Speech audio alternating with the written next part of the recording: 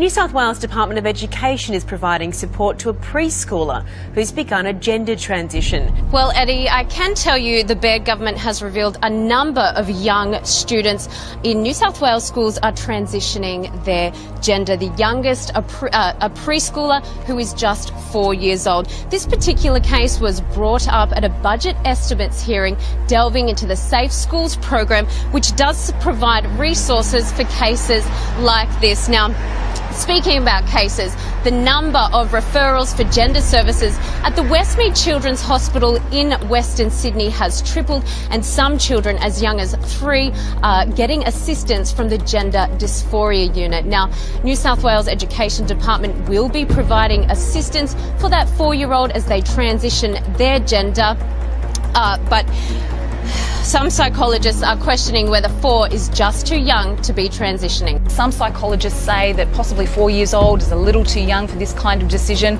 On the flip side, though, some transgender advocates say by that age, children generally have a pretty good idea of whether or not they are happy in their body. According to doctors, though, they say that these kinds of cases have rapidly increased in the past few years. Now, warning, this video includes an image some viewers may find disturbing. An Indiana mother was arrested after hitting her son numerous times with a plastic coat hanger, leaving his back covered in red marks. In court, she offered a unique reason for her actions. Kin Park Tang said the Religious Freedom Restoration Act Indiana passed in 2015 gives her the right to hit her child as a form of punishment.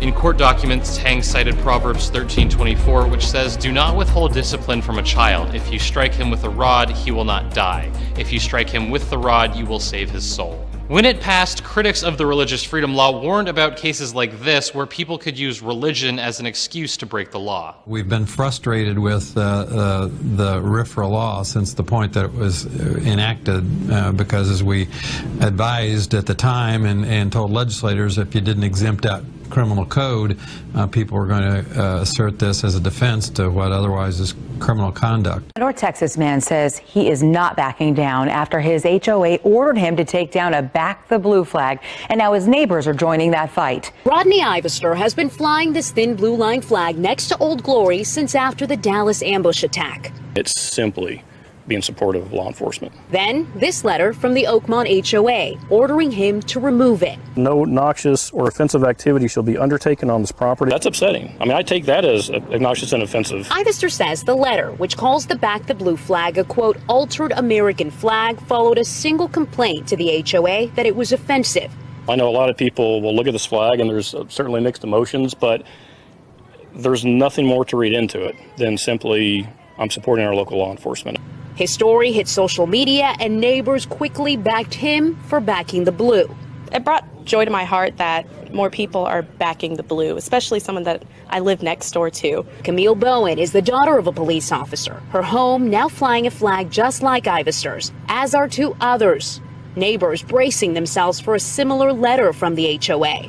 We're prepared. I check that mailbox daily and I'm sure we'll get it, but we're all in it together. Ivester says, like his neighbors, most have been overwhelmingly supportive, but he has received some threats online. We're going to come down and take your flag. We'll teach you a thing or two. Yet, he's still not backing down. In America, that's a great thing with living here, is we have the ability to express ourselves. Now, the search engine giant Google is again being accused of favoritism towards US presidential hopeful Hillary Clinton, and in particular, hiding growing concerns about her health. Ever since this video emerged, questions about Clinton's health have been raised across the United States. Some have said it's like a mini seizure. What does it look like to you? It looks to me, I'm also concerned about this concussion she had in 2012. It could be a post-concussion syndrome. You know, your balance is off, you're dizzy all the time, your memory is off. This has become one of their themes. Here, you take my pulse while I'm talking to you. Okay. Make sure I'm alive. Oh my God, there's nothing there. There's nothing there. But look what happens when I type Hillary Clinton's health into Google. According to their auto search feature, it's not an issue. Yet, look what happens in other search engines. Now, we asked Google why this was, and they told us that their auto search feature is specifically edited to avoid disparaging and offensive content. It wasn't exactly clear what's considered disparaging or offensive about Hillary Clinton's health, though it is interesting to note that Eric Schmidt, One of the former CEOs of Google and a top stockholder in the corporation is also a prominent supporter of Hillary Clinton's campaign. Facebook is apologizing for featuring a fake, sensational news story about Fox News anchor Megyn Kelly in its influential trending topics section. The story, which has since been removed from the list, falsely claimed that the cable channel had fired Kelly for being a closet liberal who actually wants Hillary to win. The story about Kelly's supposed firing came from the right-wing website and the Fed, which boasts headlines like, "What Obama has to say about white folks will make your blood boil," and "Eric Bolling exposes new dirty tricks Clinton used to escape jail and become millionaires." The fact that Facebook was taken in and promoted the fake story was captured by the independent Journal Review's Justin Green, who tweeted a screenshot of Facebook's trending list before it was corrected. As Hillary Clinton's email scandal continues to hound her, many are raising their brows over who she surrounds herself with, namely her close advisor, Huma Abedin. Former Congresswoman Michelle Bachmann told CBN News' David Brody Abedini and her family have a more questionable past. Huma Abedin's father was a senior member of the Muslim Brotherhood. Her mother was a senior member of the Muslim Sisterhood. The Saudi royal family asked Huma Abedin's parents to leave Michigan, where her father was a PhD and was teaching in Michigan.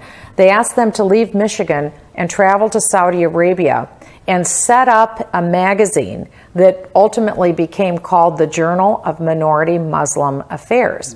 What this journal did is look at countries that were not Islamic countries, and they tried to push the advancement of Sharia law in countries that were not Islamic. So you have to ask yourself, what was the purpose of the Muslim Brotherhood? The purpose was to establish Islamic Sharia law everywhere. Huma Abedin's parents were senior members in that organization with that purpose. One of the holiest Muslim days, Eid al-Adha, is determined by the sighting of the moon. And this year it could fall on 9/11, a day that will forever be remembered by all Americans. CBS 2's Fatima Rahmatullah tells us how this brought some mixed emotions for some. American Muslims preparing for the possibility that their holiest holiday, Eid al-Adha, could fall on September 11th. This year, that day also happens to mark 15 years since the deadly attack on New York City and the Pentagon. It's mixed feeling, joy with a sadness. Joy, because of the Eid and the holiday and stuff like that, but in the same time, it's a sadness. It's a very sad event. The director of the Muslim Public Affairs Council NY chapter, Dalia Mahmood, fears the coincidence could provoke a backlash on the Muslim community. It will be important for us to just continue to be cognizant and cautious in the environment that we're in. It is a political year. There's, unfortunately, a fair amount of Islamophobia. Eid al-Adha is the feast of sacrifice for 1.6 billion Muslims. Hello again. Now, terror attacks across Europe have reached record numbers over the past 2 years, forcing countries to step up security. But questions do still remain over whether enough is being done to prevent extremists from entering the European Union. In fact, a French journalist who frequently travels to Syria has complained on Twitter about the ease with which he returned to France from the war-torn country. He posted a video showing how it took him less than a few minutes to go through border controls.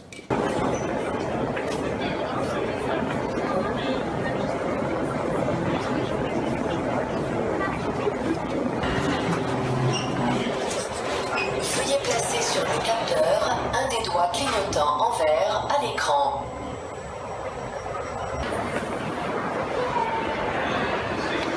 Et voilà comment on rentre de Syrie sans contrôle.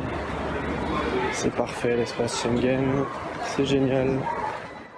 Well, we spoke to Damien Briot earlier, and here's how he described to us the airport security measures. Every time I leave Syria, there are no strict police controls on the French border. No check as to where I've come from or what I'm doing. I find it a little scandalous, as we know about the problems with jihadists who leave Syria for other countries where there is no border control.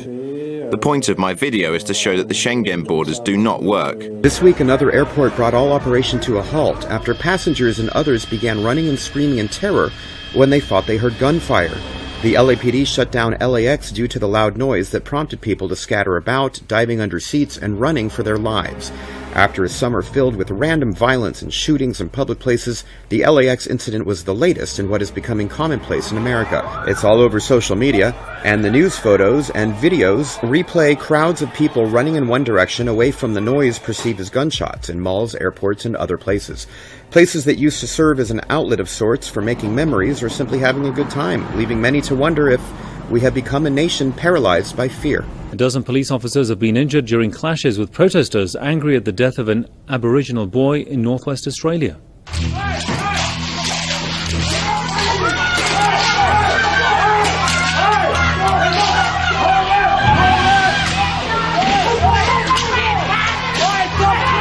Hundreds of protesters pelted the courthouse building in the city of Kalgoorlie, smashing windows and damaging cars. The courthouse was placed in lockdown and its staff were evacuated. They also threw rocks and bottles at police officers present at the site. According to local media, a 55-year-old man was due to appear at the court over murder charges relating to a 14-year-old Aboriginal boy. Several people were also arrested while trying to force their way into the courthouse. And one person has been killed in fresh clashes between protesters and government forces in Indian-controlled Kashmir.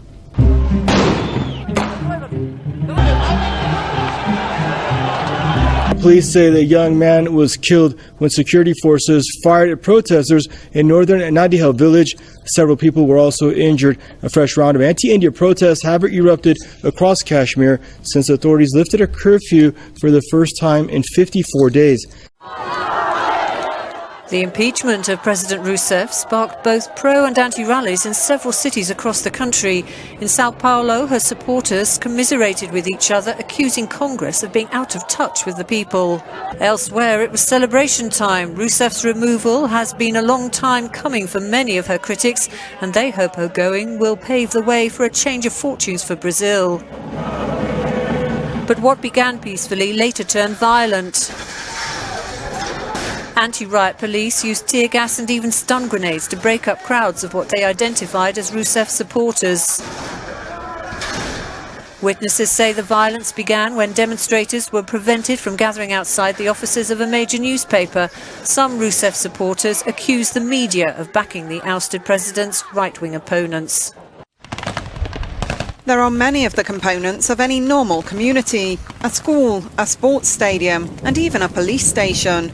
But this is no ordinary town. Lithuanian authorities have constructed it as a training centre to allow the country's troops and NATO allies to practice urban warfare.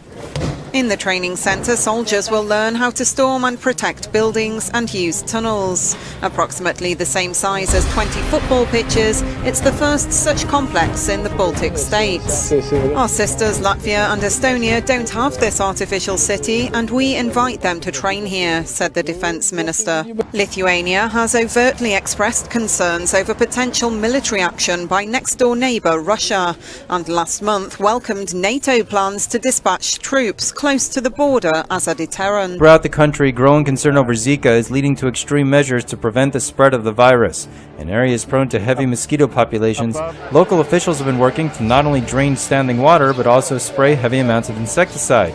This created a problem recently in South Carolina, where 4 travel-caused cases of Zika were reported around Charleston. Officials decided to spray the Charleston area with mosquito-killing spray, but failed to warn local bee farms. As a result, at least local bee farms lost over 1 million bees as a result of the deadly spray. This was the first time Charleston officials had sprayed insecticides from the air and had failed to notify the farm.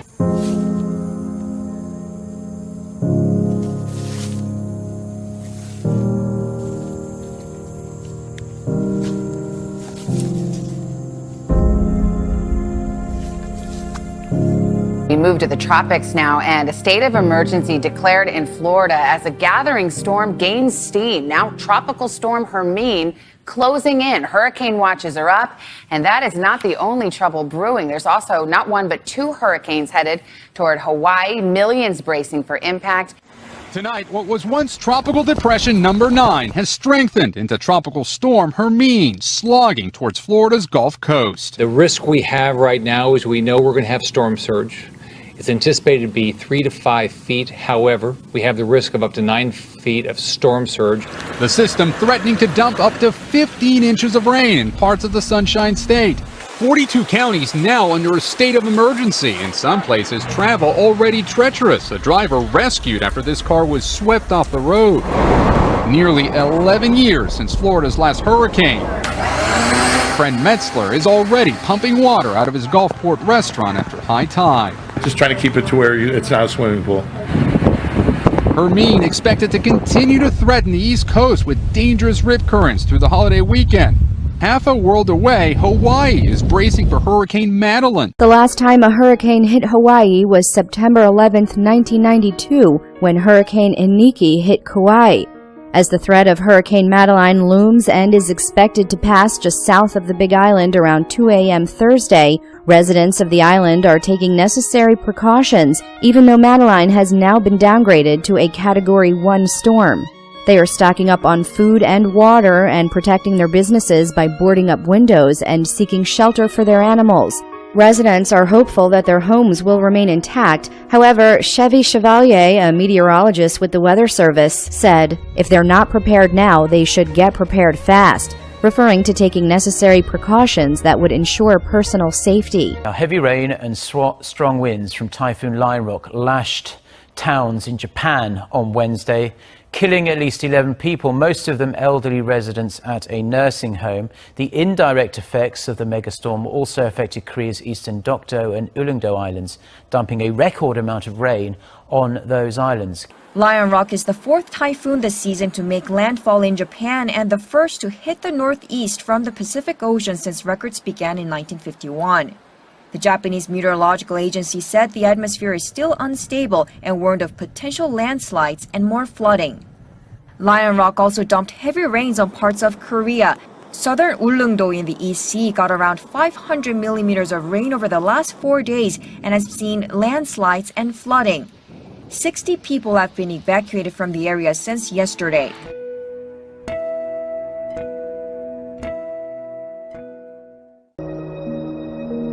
On September 1st, sky watchers in parts of Africa will see the moon pass directly in front of the sun, creating an annular solar eclipse. During an annular solar eclipse, the moon is farther away from Earth than during a total solar eclipse, so it appears smaller and doesn't completely cover the sun. A partial solar eclipse will be visible from most of the African continent.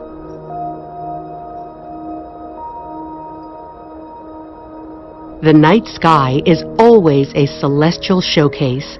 Explore its wonders from your own backyard.